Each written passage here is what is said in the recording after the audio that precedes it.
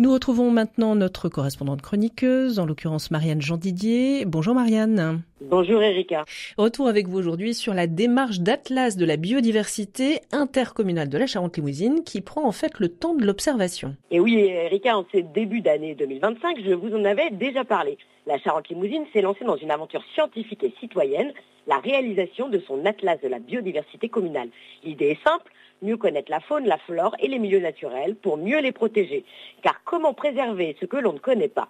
Cet atlas, coordonné par l'association Charente Nature et le naturaliste David No, est un outil qui rassemble des données scientifiques, des observations de terrain et des contributions des habitants. Alors Marianne, vous nous expliquez précisément aussi la méthode pour avancer justement sur cet atlas de la biodiversité intercommunale. Et oui Erika, le premier axe évidemment c'est le travail d'inventaire. Le territoire a été découpé en 4 zones, étudiées progressivement entre 2025 et 2026.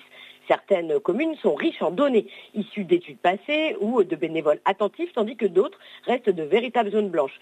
Chaque sortie de terrain peut apporter plusieurs centaines d'informations. Un vol de tourneau, la présence d'un rapace ou encore l'apparition d'un papillon rare.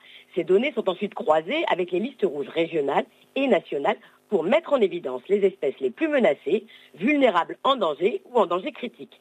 Le deuxième axe, ce sont évidemment les premiers résultats. Sur la commune des Pins, par exemple, la reproduction d'un circaète Jean Leblanc semble probable, tout comme celle du busard Saint-Martin.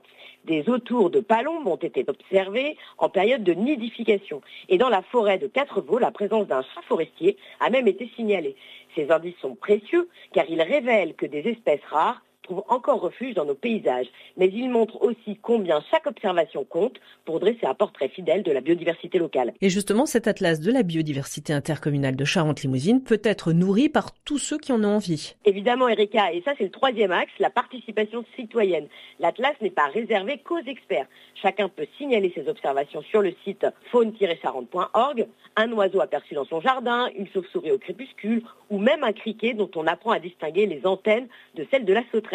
Cette démarche participative a un double intérêt, enrichir l'inventaire et surtout inviter chacun à porter un nouveau regard sur son environnement quotidien. Regarder, s'émerveiller, transmettre, c'est aussi cela, préserver la biodiversité. Cet atlas est donc plus qu'un outil scientifique, c'est une démarche collective et pédagogique, car partout en France, la connaissance de la biodiversité reste encore lacunaire. Or, sans données solides, difficile d'agir efficacement. Observer, compter, partager, c'est le premier pas vers des politiques publiques éclairées et des gestes quotidiens plus respectueux.